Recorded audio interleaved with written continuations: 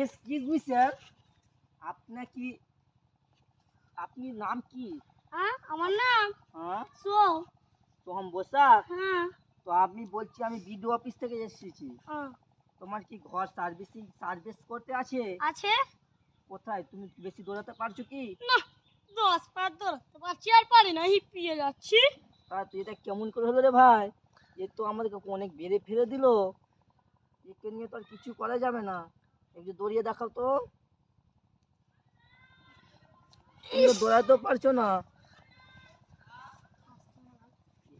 গোল মেরে ফাঁকিয়ে দিতে হবে রে ভাই। ঠিক আছে, তুমি ভাগার লেগে রেডি হয়ে থাকো তুমি খেলি।